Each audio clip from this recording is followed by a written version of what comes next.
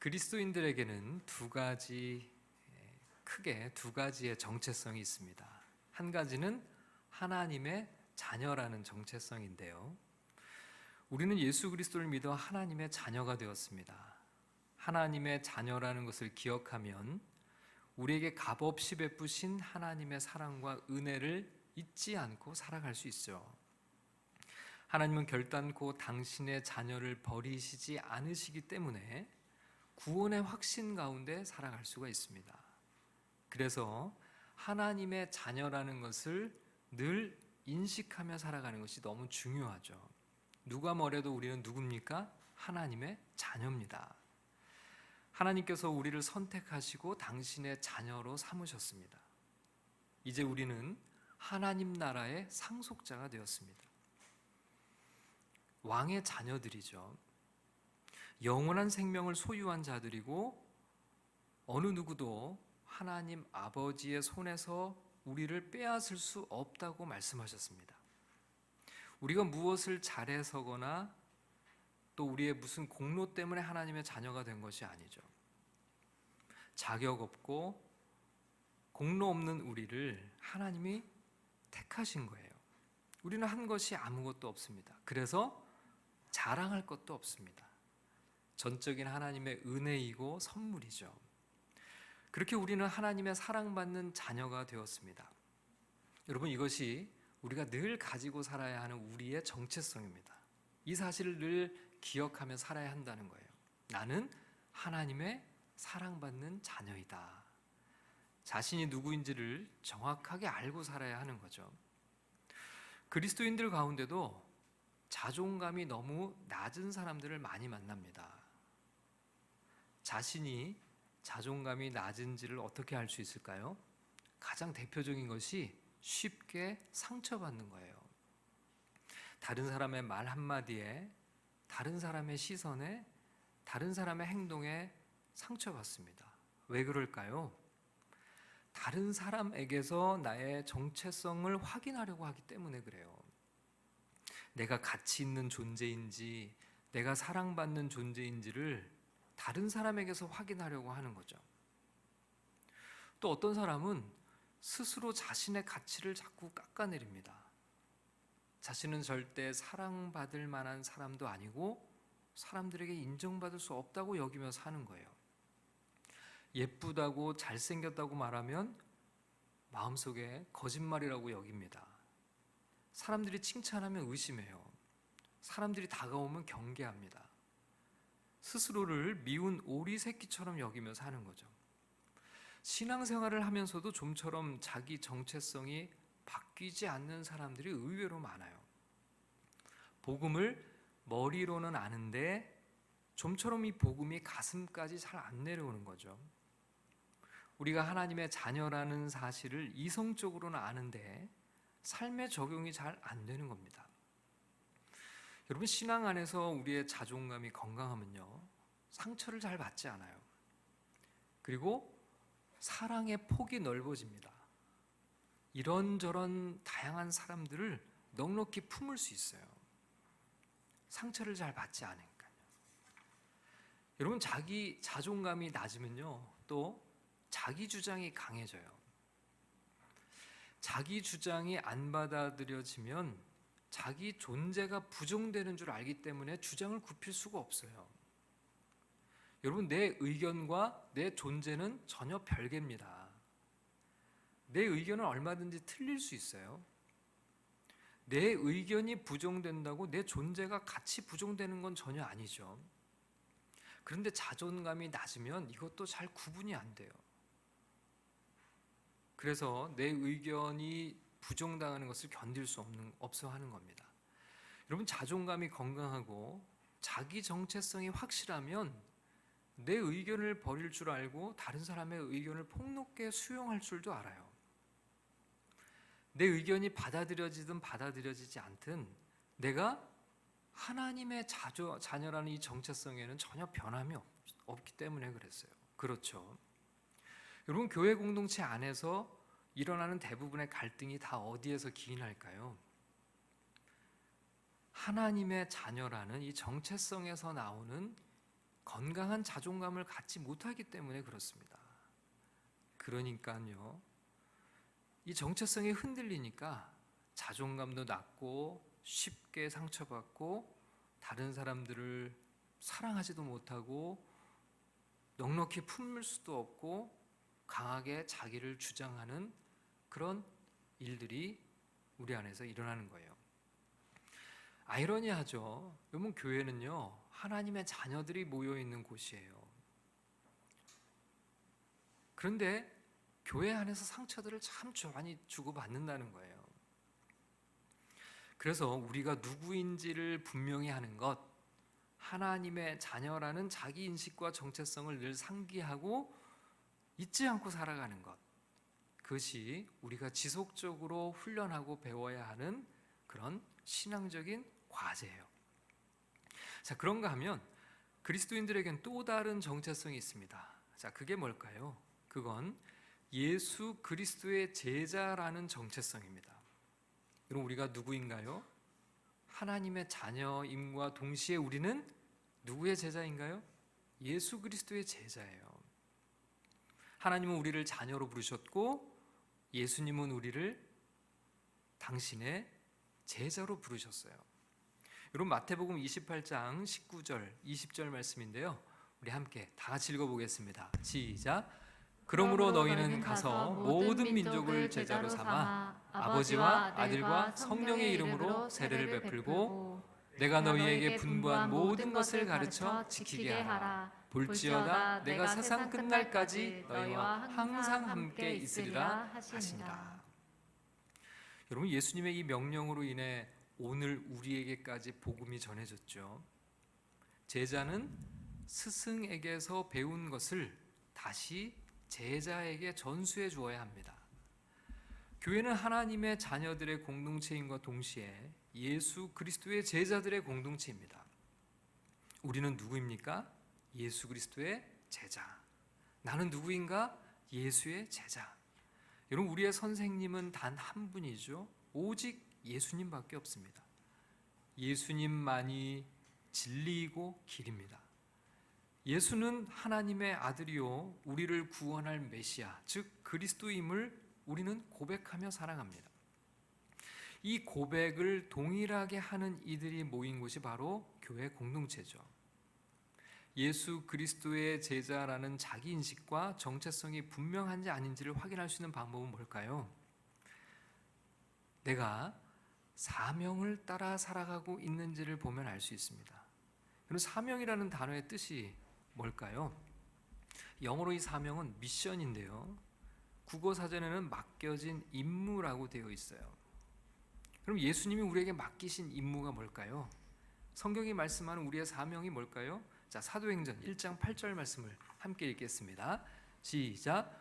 오직 성령이 너희에게 임하시면 너희가 권능을 받고 예루살렘과 온 유대와 사마리아와 땅끝까지 이르러 내 증인이 되리라 하시니라. 자, 내 증인이 되라. 그리고 이것이 바로 예수님이 우리에게 주신 사명입니다. 예수 그리스도의 제자들은 예수님의 증인이 되어야 합니다.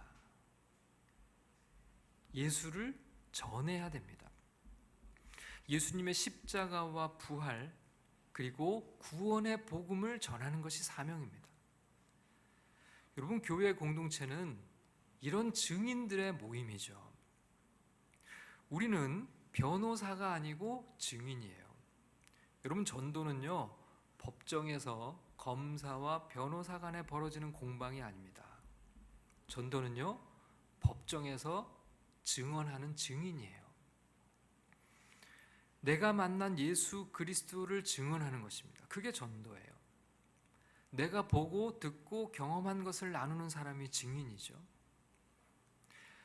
여러분, 우리는 예수 그리스도의 제자라는 정체성을 분명하게 하고 살아가야 돼요. 이 정체성이 흐려지면 무엇도 같이 흐려질까요? 사명도 흐려져요. 땅끝까지 이르러 예수의 증인이 되라고 하셨는데 그런 사명과 무관한 삶을 살아가고 있다면 우리는 중요한 정체성 하나를 놓치고 살아가고 있는 겁니다. 우리는 하나님의 자녀임과 동시에 예수 그리스도의 제자인 것이죠. 자, 오늘 말씀 속에서는 예수 그리스도의 제자로서 우리가 감당해야 할 사명, 즉 어떻게 증인으로 살아갈 수 있는가를 말씀해 주시는데요. 이 말씀 속에 우리가 오늘날 예수 그리스도의 정체성을 가지고 어떤 사명을 감당하며 어떻게 살아가야 하는지를 함께 살펴보겠습니다. 말씀의 은혜가 성령 가운데 우리 모두에게 충만하게 부어줄 수 있기를 주님의 이름으로 축복합니다. 자, 어떻게 하면 예수의 증인으로 살아갈 수 있는가? 사도 바울은 에베소 교인들에게 자신이 증인의 사명을 잘 감당할 수 있도록 기도해 달라고 부탁하는데요. 우리도 증인의 삶을 살아가기 위해서는 무엇을 기도해야 하는지를 오늘 말씀 속에서 발견할 수 있어요. 자, 증인의 사명을 감당하기 위해 필요한 것은 무엇인가? 첫째는 성령의 지혜를 구해야 합니다. 자, 오늘 본문 말씀 19절 말씀을 우리 다 같이 읽어보겠습니다. 시작. 또 나를 위하여 구할 것은 내게 말씀을 주사 나로 입을 열어 복음의 비밀을 담대히 알리게 하옵소서 할 것이니. 자, 여기 보면 내게 말씀을 주사 복음의 비밀을 담대히 알리게 하옵소서라고 기도해 달라, 이렇게 기도 부탁을 해요. 근데 여기서 내게 말씀을 주사라고 할 때 이 말씀은 어떤 말씀을 달라는 걸까요? 자, 하나님께 내가 전할 이 복음의 말씀을 달라는 걸까요? 여러분, 바울은요 이미 복음의 비밀을 너무나 잘 알고 있는 사람이죠. 계속해서 복음을 지금 전도하고 있고 그 복음을 기록으로도 편지로도 이미 남기고 있었어요. 그러니까 지금 바울은 내게 말씀을 주사라고 할 때 이 말씀이 내가 전할 이 복음의 비밀을 내게 알려달라, 그런 말씀이 아니에요. 그러면 바울은 지금 무엇을 달라고 하는 걸까요? 내게 말씀을 주사라고 할 때 이 말씀은 뭘까요? 그건요, 이 복음의 비밀을 잘 전할 수 있는 말의 지혜를 달라는 겁니다. 여러분, 이 복음의 비밀을 우리가 전달하기 위해서는 이 상대와 상황에 따라 잘 전달할 수 있는 지혜가 필요해요. 성경을 보면요, 유대인들에게 복음을 전하는 방식하고 이방인들에게 복음을 전하는 방식이 달라요. 똑같은 복음인데 복음을 전달할 때 사용하는 용어나 비유나 표현에 차이가 있어요. 사도 바울은 그걸 잘 분별해서 지혜롭게 전달할 수 있게 달라고 성령께 말씀을 구하고 있는 겁니다. 여러분, 시대마다 문화마다 복음은 동일하지만 전도의 방식과 표현에는 분명하게 차이가 있어야 됩니다. 한 시대의 방식, 한 문화의 방식을 고집하는 것은 지혜로운 것이 아니에요. 여러분, 우리나라 선교 초기에는 예수천당 불신지옥이라고 외치는 전도가 효과가 있었어요. 전도자가 그렇게 외치면 사람들은 관심을 보였습니다. 여보게, 그 당신이 말하는 예수가 대체 누구요? 이렇게 질문했어요. 그럼 복음을 전할 수 있었어요. 예수에 대해서 한 번도 들어본 적이 없고 기독교에 대해 전혀 몰랐던 시대에는 이런 방식의 강력한 전도도 많은 열매들이 있었습니다. 지금은 어떨까요? 지하철이나 거리에서 이렇게 전도하면 사람들이 궁금해하는 게 아니라 싫어하는 기색이 역력해요. 사람들이 호기심을 보는 것이 아니라 짜증을 내죠. 여러분, 시대가 달라졌는데 이전의 전도 방식과 표현을 고집하는 건 오늘 말씀 속에 지혜롭지 못한 거예요. 사도 바울이 구하는 것이 바로 그거예요. 내게 말씀을 주사. 이 복음의 비밀을 담대히 알릴 수 있도록 지혜의 말씀을 하나님께 구하는 겁니다. 여러분, 총동원 전도, 노방 전도, 대규모 야외 전도, 테이블 전도, 축호 전도, 과거에 다 많은 열매들이 있었던 전도 방식이었으면 분명해요. 오늘날은 어떤가요? 오늘날 그런 방식의 전도가 마치 변하면 안 되는 유일한 전도 방식이라고 생각하는 것은 문제예요. 바울도 그렇게 하지는 않았어요. 바울도 가는 지역마다 다른 전도 방법을 사용하고 고민했어요. 오늘날 우리는 어떻게 전도해야 하는가? 우리도 고민하며 하나님의 도우심을 구해야 된다는 겁니다. 성령의 지혜, 내게 말씀을 주셔서 이 복음의 비밀을 담대히 알릴 수 있도록 주님, 우리에게 지혜를 주시옵소서. 우리 시대에 맞는 복음 전달 방식을 주님께 구해야 된다는 거예요. 바울이 지금 고민하며 기도부터 하고 있는 것이 바로 그겁니다. 여러분, 바울은 계속 전도 여행을 다녔어요. 에베소, 빌립보, 고린도, 가는 곳마다 문화가 다르고 역사가 달랐어요. 복음의 비밀을 어떻게 잘 알릴 수 있는지를 그는 늘 고민했습니다. 그래서 지금 기도 부탁을 하고 있는 거예요. 성령께서 지혜롭게 전할 수 있는 말씀을 내게 달라고. 그래서 복음의 비밀을 담대하게 알릴 수 있게 해달라고 기도 부탁을 하고 있는 거죠. 우리도 마찬가지입니다. 지금 전도가 정말 힘든 시대라고 이야기해요. 여러분, 어떤 의미에서는요, 과거의 전도 방식으로 전도하기 힘든 시대라는 뜻입니다. 우리도 무엇을 고민하고 무엇을 놓고 기도해야 됩니까? 내게 말씀을 주소서, 복음의 비밀을 알릴 수 있는 지혜를 주소서, 어떤 말을 해야 우리 시대의 사람들이 이 복음의 메시지에 귀를 기울일 수 있는지를 주님 알게 해주시고 내게 말씀을 주소서. 자녀 세대에게, 청년 세대에게는 어떤 말로 복음을 전해야 하는지를 내게 주시옵소서. 여러분, 2022년 한국인들에게는 무슨 말로 복음을 전해야 하는지를 우리는 주님께 구해야 돼요. 복음은 2000년 전이나 지금이나 동일합니다. 그러나 그 복음이 담겨 전해지는 말의 그릇은 달라져야 하는 거죠. 주님이 주시는 지혜의 말로 복음의 비밀을 담대하게 전할 줄 아는 그런 증인의 삶이 다 될 수 있기를 주님의 이름으로 축복합니다. 증인의 사명을 감당하기 위해 필요한 것은 무엇일까요? 둘째는 내가 입을 여는 것입니다. 자, 어떻게 해야 된다고요? 내가 입을 열어야 합니다.